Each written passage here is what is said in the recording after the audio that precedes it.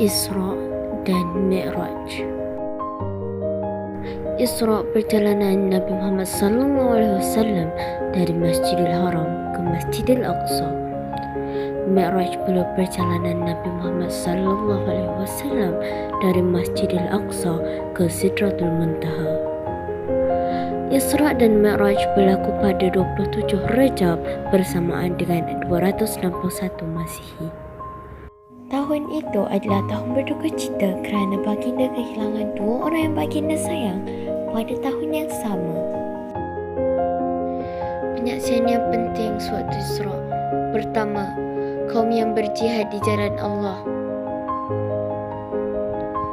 Kedua, kaum yang tidak menunaikan zakat. Ketiga, kaum yang meninggalkan solat fardu.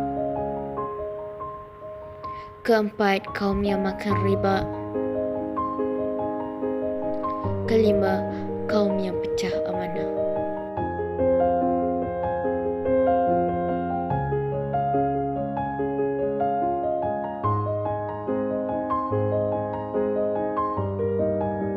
Sewaktu Mi'raj, Nabi dibawa ke satu persatu lapisan langit. Langit pertama, Nabi bertemu dengan Nabi Adam AS. Langit kedua, Nabi bertemu dengan Nabi Yahya dan Nabi Isa AS. Langit ketiga, Nabi bertemu dengan Nabi Yusuf AS. Langit keempat, Nabi bertemu dengan Nabi Idris AS. Langit kelima, Nabi bertemu dengan Nabi Harun AS. Langit keenam, Nabi bertemu dengan Nabi Musa AS. Dan langit ketujuh, Nabi bertemu dengan Nabi Ibrahim AS.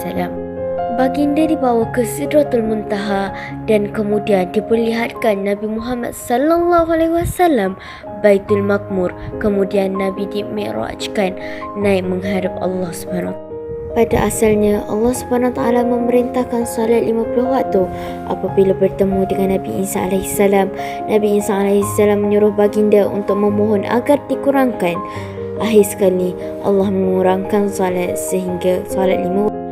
Inilah kisah turunnya syariat Allah untuk menunaikan salat 5 waktu kepada baginda dan umatnya.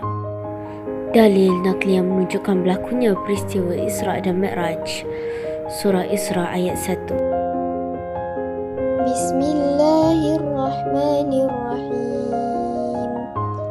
Subhanalladzi asra bi'abdihi laylan minal masjidil harami ilal masjidil aqsa alladzi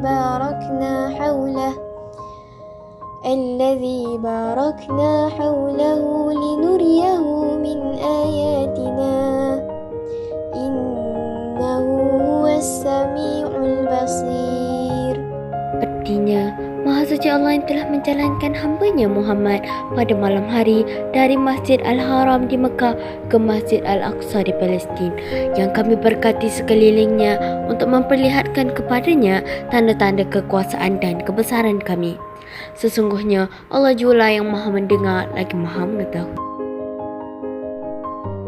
Pengajaran yang kita dapat daripada peristiwa Isra dan Mi'raj adalah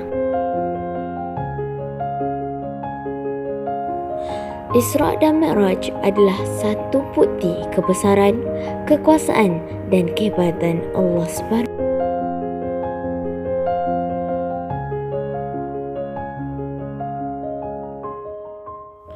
Kedua, Isra dan Mi'raj adalah proses saringan Allah SWT untuk membezakan antara orang beriman dan kufur.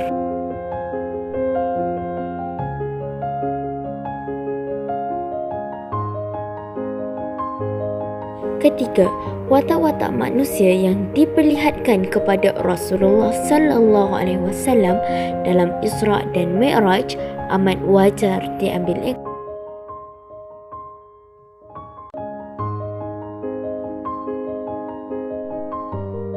Keempat, kewajipan salat 5 waktu, satu ibadat yang penting yang menghubungkan di antara hamba dan Allah SWT.